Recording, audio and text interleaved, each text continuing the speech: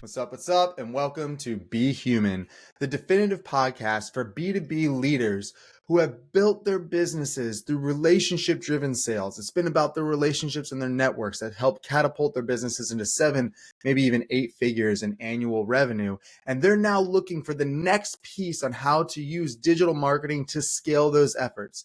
We are the only podcast that is diving deep into what makes up those relationships and break those relationships down from a humanistic experience level and translate that over to tips, strategies, and techniques in which we can scale that through digital marketing. I'm your host, Danny Marawinski, and today is a special day because this is episode number 1, and today's topic is all about conversions. And now when I say conversions, I'm not talking about macro conversions. So a macro conversion would be a transaction. No, I'm talking about micro conversions, okay? I'm talking about the little incremental things that we ask of our prospects, of our audience, as we are going through the sales and marketing journey. So let's take a step back for a second and let's think about that in the way of a relationship. And for this, let's just use a very simple example. Let's just say that we're trying to meet a new friend at a coffee shop. So we're walking up to the coffee shop. We're going to order our lattes or whatever it is that we're ordering. And we see someone next to us that we think looks nice, that we would like to introduce ourselves to, and maybe see if they would be engaging of a conversation with us while we're having our coffee. So what do? Do you walk right up to that person and do you just come out right and say, hey, I just want to know if you'd be interested to sit down and have a cup of coffee with me and have a conversation. Like, I don't know if you have anything else going on, but like I have time right now if you're available. Probably not, right? Like that's probably not how you would naturally do that. Instead, you'd probably be like, hey, how's it going? Like, oh, what'd you order? Oh, you got the latte? I got the latte. That's pretty cool. Have you ever tried it with skim milk or have you ever tried it like that? It'd probably start with some kind of basic conversations to lead into the ask that eventually you'd be like, hey, you know what? This has been interesting. You want to share this cup of coffee together? And think about that. Like this is a simple example, right? But it's so true, and we miss the boat on it all the time. And I'm not exactly sure why. It's funny because I think when people think about digital marketing, when they think about LinkedIn messaging or social media messaging, right? It's almost like they take this lens and they put it on in which that they see the world through the digital space, where now they're seeing numbers and digits, likes, shares, comments, engagement. Like they're all so focused on these metrics. And don't get me wrong, the metrics definitely come into play, and there's a lot of things and great analytics that you can do with that. But if you're missing the core of the message, which is mystic element, you're missing the whole boat. So what do we need to do what's the very first conversion? And let's go back to that coffee shop example. What's the very first micro conversion that we're looking for? The very first conversion that we're looking for across any new relationship is for the individual that we are prospecting to simply give us time. That's it. That's the very first conversion, is to get them to stop in their day and to engage us. That's step 1. So let's break that down again in my coffee shop example. So as you're ordering, what are different ways that you could engage that person to get them to give you the first conversion of giving them some time? Well, one is, we're both at a coffee shop. We know we're at a coffee shop. We're likely ordering something because we're waiting in line. So you could literally just simply say, hey, what are you getting today? Bingo, you got your first conversion. They will stop what they're doing, most likely. Some may not if they're plugged into earbuds or whatever, but most likely they will stop and they might double take because they're probably not expecting it.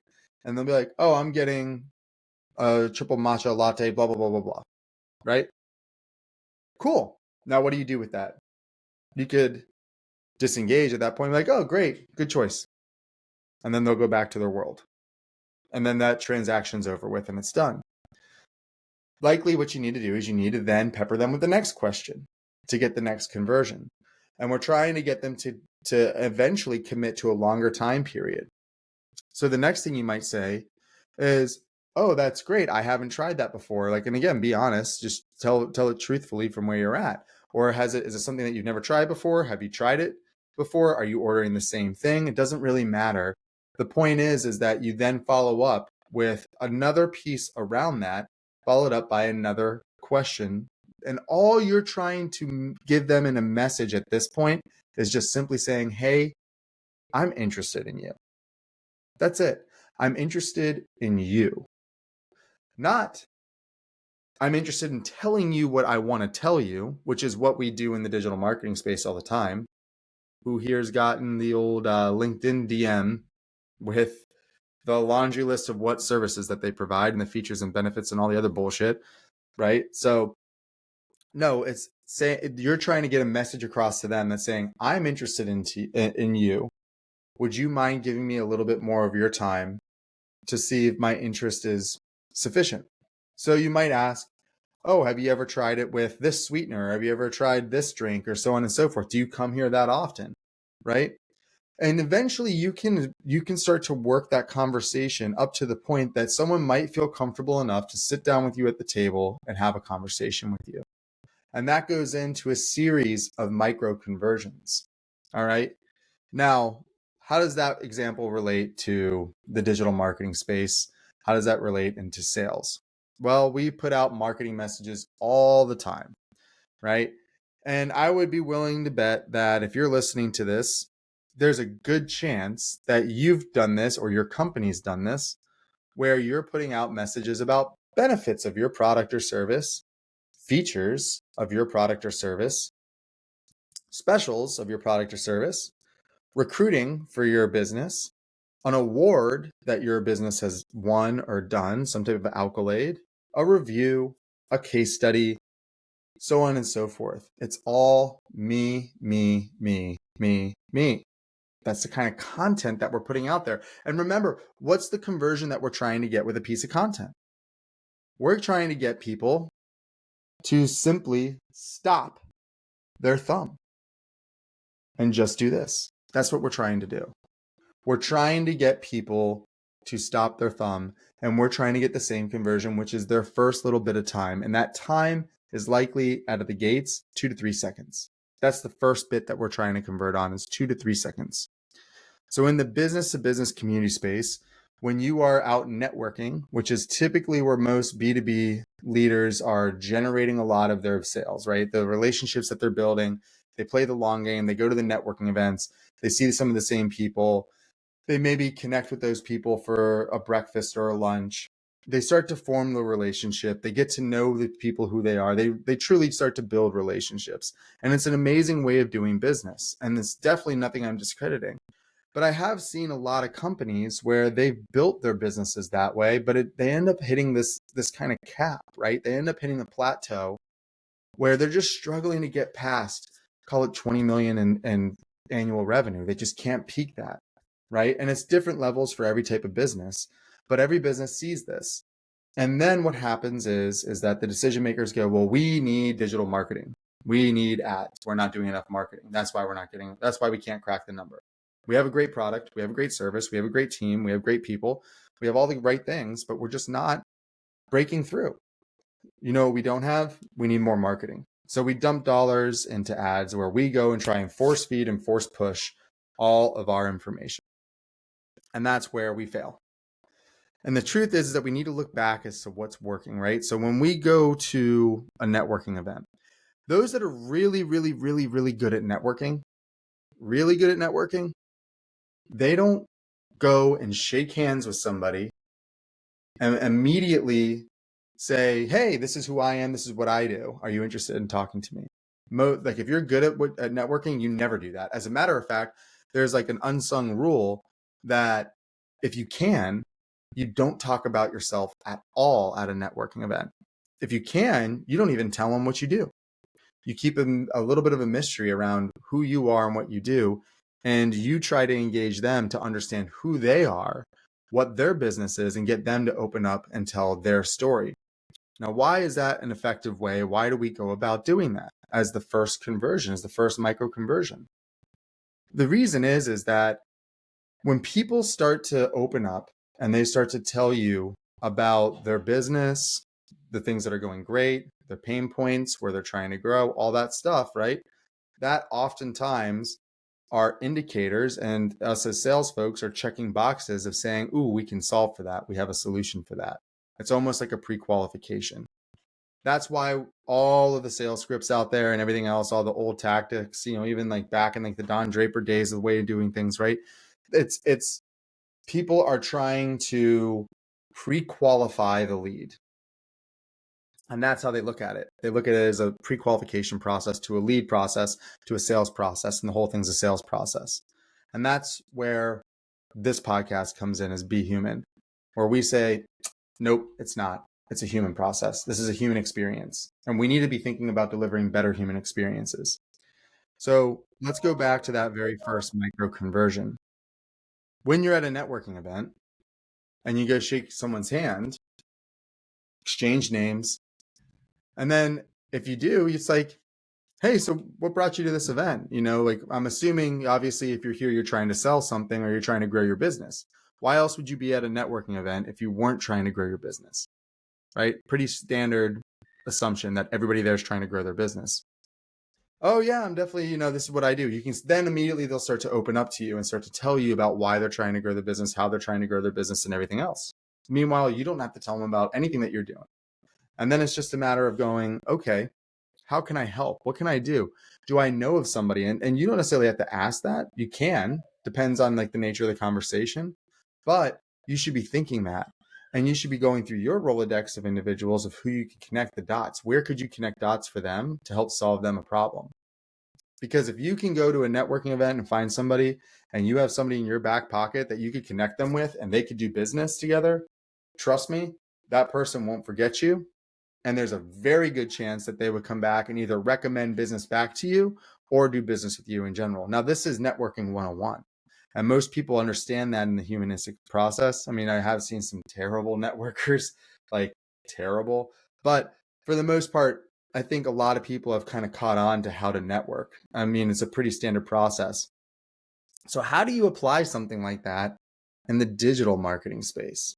Well, here's how you do it. Just like in the networking side, you're trying to figure out how you can deliver value to your prospect, to your audience very rapidly and consistently. That's what you're trying to do. See, when you start asking somebody about how they're growing their business, you're immediately thinking in yourself of like, how can I help this person? So then you can hopefully make a referral, maybe even right there on the spot. And what better way, by the way, this is a great one for anybody that's listening to this that hasn't done this. If you are a networker and you're in this space, great, awesome thing that you could do. Let's say that you meet somebody and they're like, oh yeah, I know so-and-so might be interested in this. That's where you can then go, oh, cool. Would you mind connecting us via text? Yeah, absolutely. They'll connect you via text. And then it's like, hey, can we take a picture real quick? You take a picture with them and you send it back to the group text that you're in with that person that connected with you and be like, hey, Johnny over here just got me connected. Great to meet you. That triggers something in the new prospect or referral's brain. That's like, oh, wow, this is real. This isn't, anything silly. So yeah, take pictures with your referrals and send it to the person that's referring you. It's a really cool strategy. But anyways, back to the point at hand, right? You're trying to figure out ways to deliver value back to the prospect in the networking event, in that networking situation. You can do the same thing on the digital landscape when you're prospecting someone brand new. Let's just pull the elephant in the room. The LinkedIn DM. Everybody's right. And by the way, I will preface this. I used to be that guy. I had Duck Soup. If you're not familiar with what Duck Soup is, you can easily download it and it will send out automatic LinkedIn connections for you with automated messages and all sorts of stuff. I can even put the link in this so you guys can have it and you can take a look at it. It's a great tool. Like I actually think it's an amazing tool if it's used properly. But unfortunately, as you guys have all experienced, if you've been on LinkedIn, most people abuse it and they don't understand how to do the direct connect on LinkedIn. They come out of the gate swinging, vomiting about their features, their benefits, their case studies, their accolades, them, and then you're trying to connect. It's the same thing if you were in that networking space, right? And you were like walking up to somebody and you're like, hey, you heard about my company? You heard about features, benefits? Like, yeah. Did you hear about that guy that I serviced? Like, You haven't heard about me? Oh, you want to hear more about me? You should probably hear more about me. And then if they don't answer you, if we were to take the same LinkedIn message, right, and we were to bring that back to the human experience in the networking event, because what happens if you ghost a LinkedIn message? Let's say you connect with somebody and they hit you with that sales blurb and you don't say anything. The next day, they're like, hey, just bumping this up to the top. Did you see it? Did you see it? So if we were to do that in a networking space, right? This is like, I hope you guys are understanding how silly this fucking sounds, because it's actually what people are doing and people believe that it works. But this is what they're doing, right? If you bring it into a networking space and you're like, hey, let me tell you all about me, and then they don't say anything, like, great, and then like go about their time, it's like you walking back up and tapping them on the shoulder and you're like, no. Remember? I'm just bumping that up. Do you remember what I just said? Because I just said that. Remember about me? And it's like, oh my God, it's just crazy, right? And don't get me wrong, I'm sure it works in some markets, in some industries. Some people are doing it everywhere. And like I said, I back in like 5 years ago, I was doing this, and yeah, I was getting great results, but that's because nobody was doing it at that time. Now everybody's doing it. And quite frankly, it's just an icky way of doing it. Like, I get on one side of the fence, hey, I'm just being transparent. I'm looking for a sale. Okay, hats off. You're looking for a sale. You're being transparent. Great, good for you. But you're not building a relationship. And unless you find that person at the very tip of the pyramid, that's at the very 1%, meaning that they're problem aware, they need an immediate solution, they're ready to buy right now, and you just happen to be the only one that's ever talked to them, then you might get lucky and get that deal. But most of us are trying to build a relationship. Most of us are trying to build a relationship with the prospect, with the company, with their colleagues, and so on and so forth. And we realize if you're really good, if you've been more of a seasoned vet in this space, you're not just trying to build that relationship for the one sale. You realize if you build that relationship, there's a chance that they'll open up their network to you and you'll get many sales from it, right? And the best thing that you can do is obviously when you get a deal done and they're so happy about doing the deal that you're like, hey, by the way, do you know of anybody else that might be interested in this? That's like kind of the icing on the cake, right? But to get that means that you have to build a ton of trust and rapport. You have to build a real actual relationship. So when we look at the LinkedIn DM, what if the message read a little bit different? What if the message was unlike anything else that's going out there right now? Such as, hey, first name, I noticed 10 years ago on your profile, you were with XYZ company doing XYZ thing. And relate that back to something that you've done, because I'm sure somewhere we're always able to relate. And that's the first step of this kind of human experience, is like being able to relate. We need to be able to relate to another human being. We need to have our story resonate with another story. And the beautiful thing about us as human beings is we're obviously very complex and very diverse in our stories. So there's tons of little things that we could grab from our story. It could be a sport that we played. It could be a place that we lived. It could be a school that we went to. It could be a job function that we did.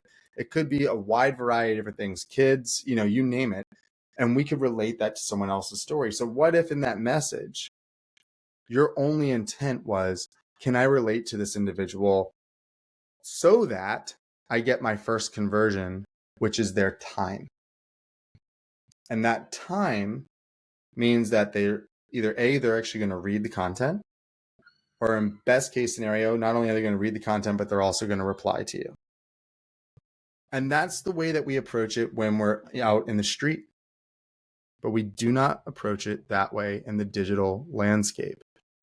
We've commoditized digital marketing in such a way in all of our minds that everything almost like is not real, right? Almost like there isn't a real person on the back end of the communication. It's like, oh, I'm just going to mass blast this thing, and then hopefully I'll grab whoever I can grab. And it's like, no. We have to start treating everybody as if they are right there in front of us. Here's another really good example of this. This is the 3 seconds. So you guys have probably all heard about, especially in video content, right? Your first 3 seconds is what's going to capture the attention and help keep the attention for the next piece of the video, to get them to turn the page. Is how it all happens in that first 3 seconds, right? So let's say you produce a video. And let's say it gets 1,000 views. That's great. 1,000 views, but your average watch time is 4 seconds. 4 seconds. Now, 1,000 views. Now what I want you to do is I want you to imagine taking those 1,000 people that watched that for that 4 seconds, and I want you to line them up. And now you get to talk to every single one of those people individually, face to face, person to person, and you have 4 seconds to communicate with them until the next person comes. You have 4,000 seconds of communication with 1,000 people, 4 seconds per person. What would you say in 4 seconds? What would you say to get them to want to continue to engage them? All they have to do is give you the time of day. They need to respond. If they respond, then you can talk to them as long as you want. If they don't respond, they can just turn and walk away and it's on to the next person. So what would you say? What would you say? What would you do? I would err to bet that if you are in sales and these are 1,000 of your ideal customers that are sitting right there, that you get a chance to actually communicate directly with, you're going to start to do all sorts of different things to try and figure out what clicks to get them to just want to say something back to you. And I'd be willing to bet that you're going to do something that's going to be driven around them as a human being, because that's what we naturally like to do. We like to talk about ourselves. We're comfortable with doing that. Here's a really good 4-second opener. I like that shirt. Where'd you get it? There's 4 seconds. I like that shirt. Where'd you get it? Most people are probably going to respond back to that. And that just bought you the time. That got you your first conversion. Now you can start to communicate. Versus, oh, how do I cram my sales pitch into 4 seconds? Okay, here's these features, here's these benefits, they're gone, right? So that's how we got to really start to look at this landscape, folks. Like it's not, it's just, yes, the numbers and stats and analytics, those matter. And I will talk about more of that in later episodes and why and how we start to leverage that. But for now, in episode 1, the message I want to get across is that we really need to start looking at what are we actually trying to convert for. The macro conversion of the transaction. Yes, that is I understand that's the holy grail of conversions, the transaction, right? But we put that all the way out front, and we do that for a variety of different reasons. We have quotas, we have deadlines, company needs, all sorts of different things, KPIs. Of course, we have to do jobs. We have to hit certain levels and perform at certain levels. So I'm not discrediting that part of it. But we behave very differently when we're in person than we do online. And there's a huge disconnect there. Huge. And that's the purpose of this podcast, is to help you guys understand where we're going to start to connect those dots and where we're going to drive it. Let's talk about, so that was the first micro conversion, is just getting someone to give you their time, to stop them in their day-to-day and to get your time. There's another one that's even before that I didn't talk about just yet. And that one is called an impression. See, an impression in digital marketing means that someone simply saw your stuff. I'll give you a real example. I'll pull up my LinkedIn. Here's my LinkedIn on my phone. So actually, that whatever that money one there, this is an impression. This lady talking, me pausing right there, that's an impression. That's an impression. That's an impression.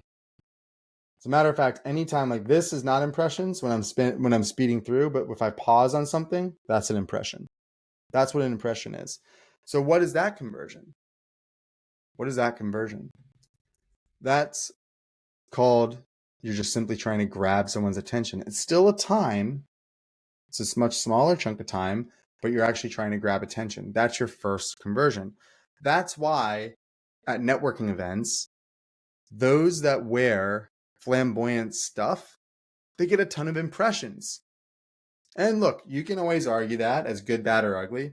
I was actually in a situation, I'm not going to name names, but I was in a situation where I've been growing my hair out. So I've had long hair my whole life.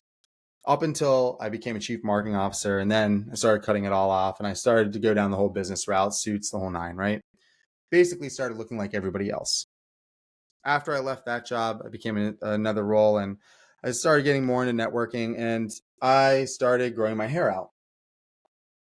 I'll never forget being told to look around the room and look to see if I could see anybody else in the room that had hair like me. Well, of course I couldn't. And look, the rationale was good, right? The rationale, I get it, which was like, okay, you put up things like that, that's different. That puts up an extra barrier that they have to jump through the hurdle. It's going to be harder for them to communicate with you. I get that. And that is true to some regard. Obviously, those that look like us, it's easier to communicate. It's the nonverbal communication. That's why clean cut, suits, things like that speaks of success, so on and so forth. It can tend to break down those walls a little bit quicker. But I've happened to find now that I've moved on and that I've been growing my hair back out, that this is actually a huge game changer for me, because it's not about the hair being long. It's partially about the hair being long, but I also present myself in such a way that I have confidence in who I am. And that speaks much louder through my body language. And now all of a sudden I will get more impressions, more people looking at me because I look slightly different than the crowd. I'm able to capture attention. Now, couple that with charisma, couple that with, a high chest and feeling very positive and high vibrational state. And all of a sudden you're lighting up the room and people are wanting to come and talk to you. I had this experience too at a networking event where they do a round robin, right? So everybody in the room at the networking event, as the icebreaker, you tell your name, who you're from, a little bit about your business, you quick little 30-second elevator pitch. And it was like your favorite, where I was from, and my favorite song, but I left out what I did for work. I didn't say anything about my business. What ended up happening is after that was done and I went into the event, so many people came to me asking me, what did I do? See, I left a question mark of intrigue. I played against the rules. The rules of the crowd were everybody was supposed to say who they do and what they do. Well, in a networking event, everybody's there to try and grow business. That's the purpose of the event. It's to network and how can we grow our businesses? How can we work together and grow our businesses, right? So everybody's going to talk about their business. And the one person that doesn't talk about their business, that's the one that everybody goes, maybe that person is the person I need to talk to. Maybe there's opportunity there. I need to go find out what they do. And then they take time out of their day to go off and find you. See, the point here is a little bit of the mystery. And that's so true when it comes back to the digital landscape, when we're trying to gather attention. See, at the attention gathering stage, at that level of micro conversion, that's where we can start to stand outside of the noise in the pack. So let's just talk about LinkedIn again as an example. You're going to hear me talking a lot about LinkedIn because, quite frankly, I think LinkedIn is still one of the most underutilized platforms when it comes to personal branding and this type of marketing, this humanistic element approach that we are missing there. And I know that in this space, especially for the B2B folks that are working on growing their business and building these relationships, a lot of us lean on LinkedIn as a sales tool and as a relationship builder. But go look through the content of LinkedIn. What do you see? Occasional memes, which are actually very refreshing in a LinkedIn feed. But outside of that, you see hiring, accolades, look at me, look at my features, look at my benefits, look at my systems, look at my services, look at my so on and so forth. Me. Everywhere. Every company, from the top tier companies down to the lowest. There are a few exceptions to that, of course, and those are the ones that are crushing it. Those are the ones that are approaching it differently, that are differentiating their message against the norm. And those are the ones that are getting the impressions, getting the engagement, getting the ones that are actually the people trying to reach out, starting to try and have conversations with them. So when you look at that across the whole landscape, when you look at that in the way of LinkedIn, and you think about that first message, it's the same concept of going to a networking event and doing that round robin and not talking about what you do for work. That's the same exact concept. So when you're putting out content, you do the same exact thing. You don't talk about you talk about your audience, them. Who are you trying to communicate with? And you do that in such a way that you try to bring value first to the conversation. So how is that done? Well, I'm doing it right now. The Be Human podcast, this is my vehicle in which that I'm able to bring value back into the marketplace, right? And sure, there is going to be a percentage of the audience that consumes this content that's going to want to do business with my company, Exit Bill. That's great. And there's going to be conversions that happen from that. But the purpose of this is to be the vehicle and the platform in which that I'm able to bring the value back to the marketplace and to bring value first and foremost to the audience, to build the rapport and so on and so forth. And we do it all the time in person, but we miss it here. So we've talked a little bit about how to differentiate ourselves from the actual grabbing the attention. We talked a little bit about the micro conversion of getting someone to actually give us a little bit of time. There's another step of the micro conversion and this one might be my favorite, and this is the last one I'm going to leave you for this podcast. And that's getting the prospect to ask you a question. You see, up until this point, what we've done is we try to grab attention and ask them some type of a question to get them engaged. It's only when they start to ask you the question, that's where it gets interesting.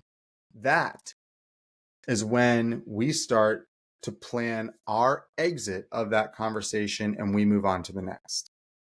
Now, there's a psychology around this, and this goes back into our instinctual days of who we are as, from back to the days of caveman, right? We are hunters by nature, by trait. We have hunter blood in all of us. Whether even if you're a vegan, doesn't make a difference. We all came from a place where we used to be hunters and gatherers and farmers and so forth. So therefore, what we are accustomed to doing is chasing down our prey. Once we get into the chase, once we get into the hunt, we typically don't want to stop. It's exhilarating. You can think about this too in the way of, if any of you have ever been in any competitive sport, chasing for the win, chasing, whether it be running, pushing yourself to go a little bit faster, whatever it is in fitness, right? You can think about this from a professional level, pushing yourself to wake up a little bit earlier to get more work done, whatever it is. I think you guys understand the concept that we like to chase things. So if we know that, the third micro conversion that I wanted to talk about, right, which is to get the prospect to ask us a question, that is the start of their chase. They are now chasing you. They want a response. They want an answer. In fact, if someone were to be, think about this from, again, the humanistic element. If we were sitting here face to face right now and you asked me a question and I absolutely blank-faced stared you, didn't say a word, and I walked away. I just took off and walked away. There's a good chance you might actually be offended by that. So offended that you might not even want to communicate with me again. You might be like, that guy was a dick. That's how much it bothers us when we don't get what we want. That's a reaction of us not getting what we want, of us failing in the chase. We fail to catch the prey. So when someone asks us a question, that needs to trigger to us to be like, I'm going to give you just enough, just a taste, to get you to want to ask the next question. And then at that point, I'm going to then remove myself and we are going to set up the next time to communicate, AKA setting the meeting. It's only once they start asking you the question. As soon as that happens, the chase is on and they're the ones chasing you and you are the prize. And by the way, you've always been the prize from the beginning. But that's the nature of it. And you can do the same thing, and you see it all the time on digital marketing. And this is where I've actually seen some really amazing stuff in funnels. I've seen some really cool stuff in funnels. I've also seen some stuff that's really pissed me off. that I end up don't doing business with. But that's where you get the landing page, right? And then when you get the landing page and there's a video and they tell you they're going to tell you something at the end of it, and you wait to the end and they don't tell you. And then they're like, give me your email. And that's typically where I'm like, fuck you, I'm out. Like, I get pissed off by that. So I don't recommend doing it that way. But 100%, as they start asking you questions, that's where you can ask and request for a way to contact them to better give them the answer at another time when you have more time. Because right then and there, you are busy. And if we're networking, right then and there, we are in fact busy. Why? Because there are people that we have not talked to yet. Unless you've talked to every single person, it's the end of the networking event, you've already communicated with everybody, then sure, you can go ahead and answer the questions. It's kind of like when someone asks you a question in the middle of a speech, they have to wait to the end of the speech. Why? Because it's disruptive to what you're doing. And it's the same rules when you do a digital marketing campaign. People are going to have questions and they're going to want their answers. But quite frankly, you probably are busy because you're doing something totally different, not even paying attention to your campaign when they're reaching out for the question. So we have to think about that as another micro conversion. And those are the things that we need to start to optimize for. We need to start on the very front end of this whole process. And we need to look at what actually works in regular human interaction. There's a really great exercise that you could try. Really great exercise. And watch how this plays out. It's innocent. Next time you're in a public setting, whether you're with your family, friends, whatever, on the weekend, find a total stranger and play this out with them. Okay? Step 1, first micro conversion, attention grab.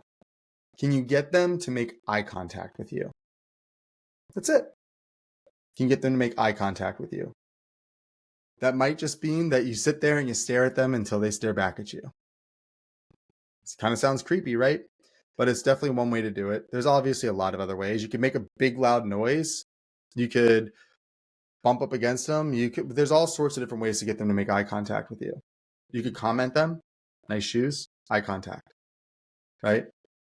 You can make noises, all sorts of stuff. But step 1, can they make eye contact with you? Step 2, once they make eye contact with you, can you get them to get the second conversion of time? Can you get them to transact a little bit of time for you? Meaning they reply to a question. At that point, you then move into your third micro conversion. Can you get them to ask you a question, a genuine question? If you can play with those 3 things, think about what you're doing in the human experience, and then think about what you can do on the digital landscape and why it would apply. And I got news, it's going to work much better. Your digital marketing will work much better. But we've just been approaching it wrong for far too long. And we think now that we have AI and AI can just do it all, AI is a great help. And trust me, AI has done a lot for me to even get this podcast up and running. It's done a lot for me in ideation and helping me organize my thoughts. I use it all the time.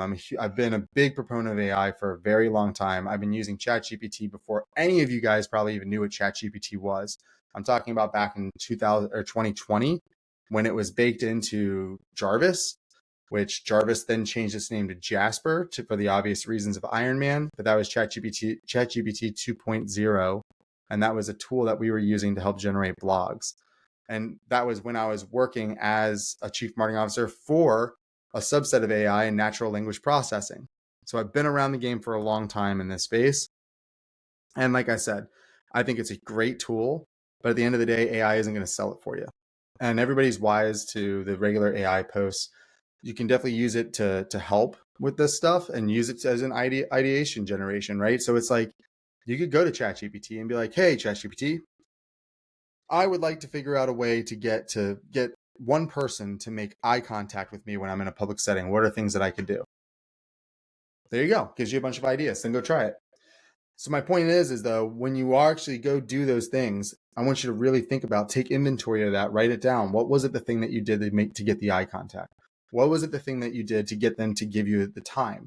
What was it the thing that you did to get them to ask you the question? Those are the things that we need to be thinking about. And then how do we bring that back into the digital landscape? That's the key. And if you do that around what you do for your business, all of a sudden you're going to start to see ways of marketing and getting through to these folks in a much, much better light. So I hope this has been helpful for you guys. It's been episode 1 of Be Human. Again, this is the definitive podcast for B2B owners who have grown their businesses through relationship sales and are looking to punch through their next ceiling by leveraging techniques of digital marketing. We all know what digital marketing is. We all know it's important. It's just a matter of how do we connect the humanistic dots, the things that we've already done that's been so successful within our business to grow our business the way that it has. How do we replicate that on the digital front? And how do we do that in such a way that we don't burn through the budget and burn through the bank? And in this episode, I'm challenging you to start to think about those first 3 conversions. Attention, and again, from the human perspective, not from the digital perspective. We're going to tie that in after this. The first thing is in an actual physical setting. How do you get eye contact? How do you get someone to give you the time of day? How do you get someone to ask you a question? That's the first thing that we need to think about. All right, that being said, this first episode is going to air this Thursday, April 25th. So pretty excited about that. We're going to be releasing 2 episodes a week, Thursdays at 11 a.m. and Tuesdays at 11 a.m. That's going to be our tentative schedule to start. Likely that'll change. The goal and the intent here is to up this to a daily podcast. We're not quite there yet. I'm not going to overextend myself. But I do have some amazing guests that we're planning to bring on. Some of these folks have exited massive companies. Some of them are in the middle of the thick of now businesses. Awesome guests, amazing digital marketers, colleagues, friends, so on and so forth. And we're going to be diving deep into each one of these different types of topics as we break down the human experience and we bring this back to where it all began. And it's not a B2B, B2C, B2G, B2B2G, whatever. It's H to H. It's humans to humans. So that being said, thank you for listening to our podcast. Danny Marowinski here. I look forward to seeing you on the next episode where we break down the actual business model of how search engines and social media work. So should be an awesome episode. Look forward to chatting with you guys more then. I'm out. Don't forget, just be humans.